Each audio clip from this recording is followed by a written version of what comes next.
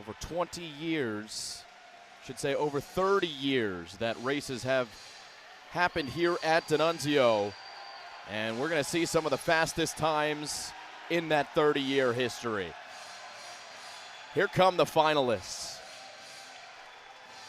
And the Eye of the Tiger is the song played as the finalists walk out onto the deck.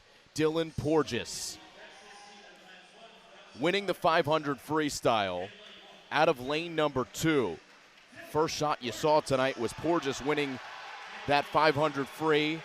Malin Raymond won the 50 free out of lane 1. Porges is going to have to, if he wins it, it's going to be out of lane 1 tonight. Shane Washart in lane 2. Eric Katz in lane 3. Cole Custer in lane 4. Aiden Wilson in lane 5. Noah Brune in lane 6. Nico Ortega in lane 7. And Will Camps of Penn in lane 8. You see 4 Harvard swimmers there. This is a big race as well for the Brown Bears, who are currently situated in 3rd. So one of the things to keep in mind with this 1,000 freestyle, Simon, this is a timed final event. So the top 8 swim in the championship final at night. However, this afternoon, we've already had athletes go off and put up times. Top time out of prelims today, 9:02.31. So that's what we're going to be talking about as we go. And that was John Ailing who swam that time. So Princeton Tiger with a chance, depending on these times as we begin. All right.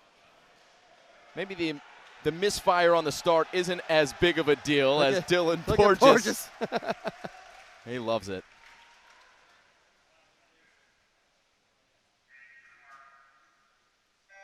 And you got a 10-minute race.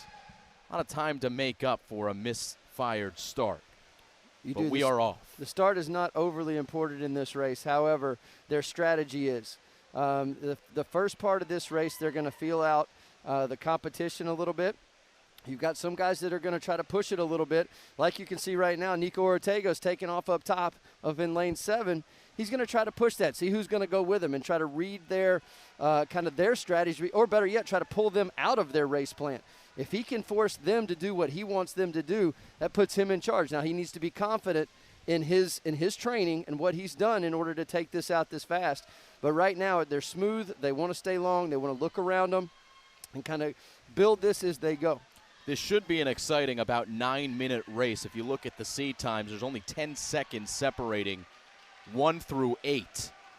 As you look at those initial splits, not much separation so far. Cole Custer, who is in lane 4, is the defending champion in this event. Last year, the time was 8:57.24. Dylan Porges, who's in lane 1, he was second place in this event, and his time was 8:57.68. So you're talking about a 9-minute race, and last year it was a half of a second between first and second. You're going to want to watch these split times here. Watch these guys get into a rhythm. They're going to find their rhythm and their tempo here. They're going to hold these 50s all within a tenth or two of each other through the whole race. And also watch the counters. You're going to see every one of these race strategies that they have, they've got a certain number that they're looking for on that counter for them to make their move. So the leading split by John Ailing, 146.35. Going out, we've got Dylan Porges at 144.29, so a little bit ahead of the early pace. Shane Washart, 144.03. So lanes 1 and 2, near side of the screen, are taking the pace out. They're pushing a pace right now that if they stay with this, they're going to be under that 9-minute range. So Washart and Porges right now ahead of the other 6 swimmers. Washart finished 3rd in the 500 free after scoring the best time in prelims. And what do you learn from that? He scored really well in prelims, then came into the 500 free. Porges obviously won it.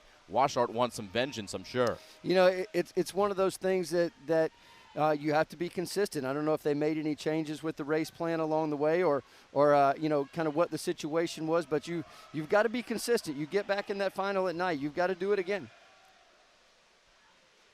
Washart, a first year from Winona, New Jersey. Swam for the Greater Philadelphia Aquatic Swim Club, so South Jersey. Last 50, Shane Washart, 26.84 on that last 50. So he's long. You can see how stretched out that stroke is. A distance swimmer is they're going to hit the front of that stroke and they're going to ride the glide just a little bit with their arm out front, whereas a sprinter's going to dig right into that next stroke with a heavy kick behind them. They're trying to ride the streamline of each stroke as much as they can. Washart and Porges, and then lanes 3 and 4 right behind them. Eric Katz and Cole Custer. So you've got 3 Harvard swimmers in the mix. The other one is Noah Brune. He's up in lane number 6. But Porges hanging tough so far. Spent last year pursuing the Mexican Olympic team. As the guys on the pool deck, how important, you were a swim coach at University of South Carolina for 14 years. Mm-hmm. How important is having that energy on the deck? The swimmers in the pool, can they sense the energy coming from their teammates along the sides? Well, you look at these 2 guys that are out front right now. Not only can they sense it, but they can see the guys on the side of the pool. They can see them up close. And I can guarantee you right now that Shane Washart is watching Kevin Terrell over on this side of the pool to get instructions. He knows where he is time-wise. He knows what he's doing. So Kevin can tell him, pick it up, slow it down, hold your pace. He's going to communicate back and forth non-verbally. It's really easy for a coach to communicate non-verbally in a long race like this. You get your point across rather easily. These guys are holding Shane Washart right at the 26.93.50 on the last one. Dylan Porges 27.24. So they're settling into that rhythm. They're finding their pace and they're holding it. Washart, a first year. So you have to imagine that he's got to build up his endurance as his career goes on. Mm-hmm. Are we looking for him to try to maintain those paces, or should we be sensing as a first year at Harvard, maybe those times come down towards the end of the race? I think at this level, even if you're a freshman, at this level, you know how to swim this race. Yeah. He knows what works best for him. And the entire year, they train to learn how to swim these races. So it's by no means the first time he's done it. He knows what his body can handle. He knows the effect that the training's had on him at Harvard. So, he's, like I said, he's got to trust that. He's got to follow his race plan all the way through. I'm sure a lot of adrenaline for him at the beginning of this race. Again, the New Jersey native with plenty of family in attendance. And so far, so good. 5.5 in. With the number 25 laid down in the pool for him. Remember, the time to beat is John Ayling's 9:02. That was in the prelim. So, again, if nobody eclipses 9:02, John Ayling would be the champion, though that would be quite a surprise. Simon, Shane Washart's last 450s have all been within 4/100ths of a second. It's consistent. That's how these distance swimmers find. They hear that little metronome in their head. They find that tempo and they go. The 700, John Ayling was 6:18.09. Shane Washart 6:13.31. So they are well ahead of this pace right now. Lanes 1 and 2 both. Porges hanging tough. And we know that he's got high expectations this year and wants to win every time he steps into the pool. But swimming in lane 1, is that a disadvantage for him? I know Matt Crispino mentioned that it wasn't ideal that he's swimming on the edge of the pool. This isn't a seeding that happened this morning. This is seedings from earlier this year.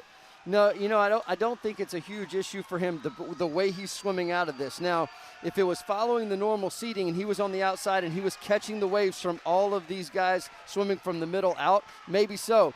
But where he is right now, he's got a race right next to him. He's chasing Washart, so I don't think it's a huge negative for him at this point. Getting close as we claw to the latter stages of the race is Eric Katz. First year from Sarasota, Florida.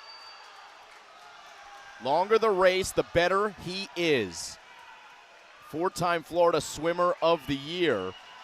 And we know you know a lot about him. Yep. Katz is making a move here. You're seeing him push up a little bit on Dylan Porges. 27.1 right there, 26.6. So Katz picked up a half second on that last 50 on Porges. And even if you look at Shane Washart, he's dropped the hammer a little bit, dropped about a half second off of his 50 splits. That was a 26.5 there, still holding the fastest split in the field. Yeah, Washart really distancing himself from second and third. Porges and Katz. Brown jockeying for position. Remember, they have 2 swimmers in the pool, Nico Ortega and Aiden Wilson. Important night for Brown from the points perspective. That is the father of Shane Washart. We mentioned family in the area, and here they are. And Washart hears the bell.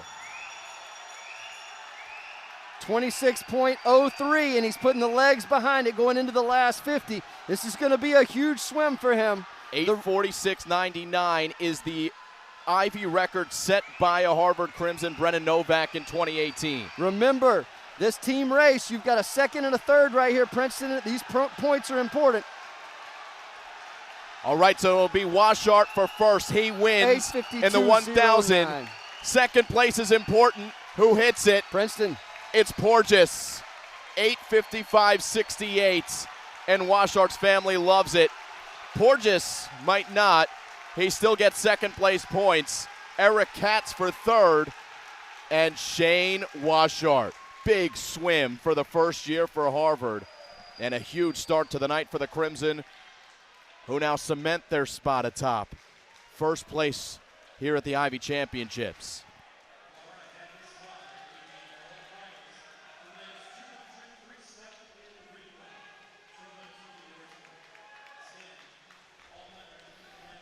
Outstanding race there by Washart. He swam smart the whole way, stayed in control, made his move when he was supposed to make his move, and he held off these guys.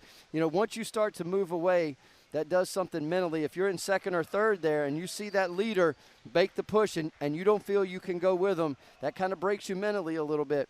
Washart put his foot on the gas, tried to get him to go and see what would happen, and he left him. So 8:52.09 is the winning time, and as it happens, the 9:02.31 will be good enough for a top 8 finish for John Ailing. So that's important, as Princeton, again, all the points matter. As we take a look back at this long race, there was a misfire on the start, but it was Shane Washart. And he gets to the 8.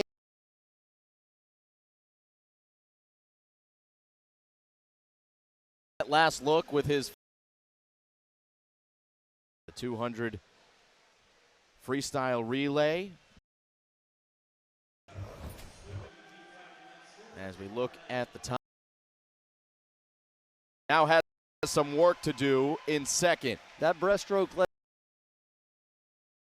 extremely happy with that race from him. 9th place points for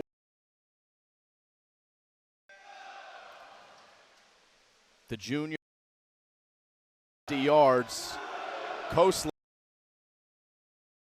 puts him 6th in the nation right now, going into this weekend. So an outstanding swim by him.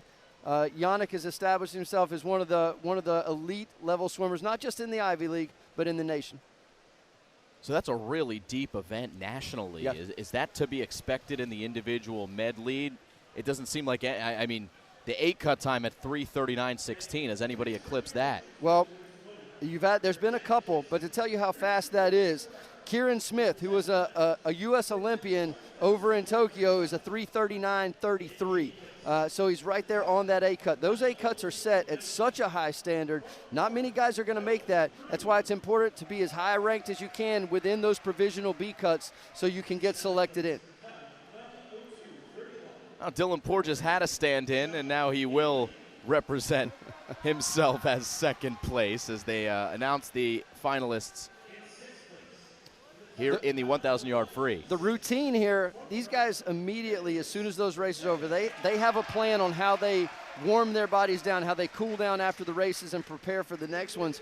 And a lot of times, I know it sounds crazy, but these award ceremonies kind of get in the way of that. And so when you see stand-ins on the relays and things like that, you got guys that are preparing for their next event or recovering from their previous event.